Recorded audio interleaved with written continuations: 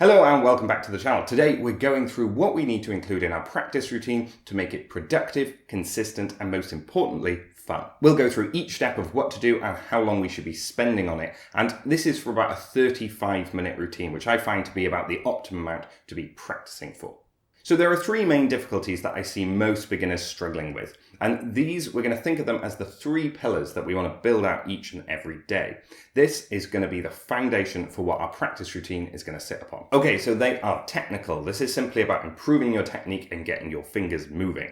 Then we have rhythm. This is about knowing your rhythm so much so that when you're playing, you're not hampered by trying to work out your rhythm and read the notes at the same time. And the third one is reading. This is about becoming familiar enough with music, notes, and notation that reading music notation becomes as easy as just reading a book. Okay, so let's start bringing these all together and start building out our practice routine that's going to sit on top of our three pillars. So step one is built on our technical pillar, and it's our warm-up. We want to be doing some 5-finger exercises and maybe some scales to slowly get our fingers warmed up. You can then move on to some independence exercises. You want to spend about 5 minutes on this portion of your practice. The second step in our routine builds on our second pillar, which is rhythm. This is where you just want to focus on rhythm. We're not actually playing at this point. So focusing on rhythm separately means that when we come to play our pieces later on, we're just going to inherently have a better idea of how rhythm works. So we're going to have less friction.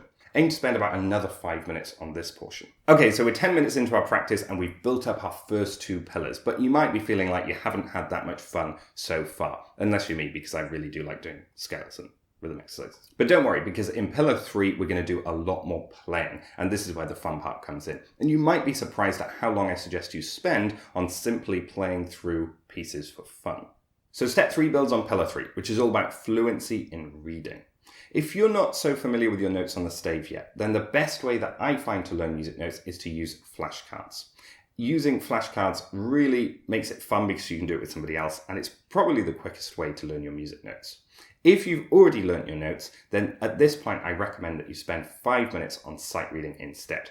The next step, step 4, is our pieces. We've already worked on our technical, our rhythm, and at this point you should be feeling a little bit more confident with your notes and your reading as well. So at this point we want to spend about 10 minutes just working on and improving our pieces.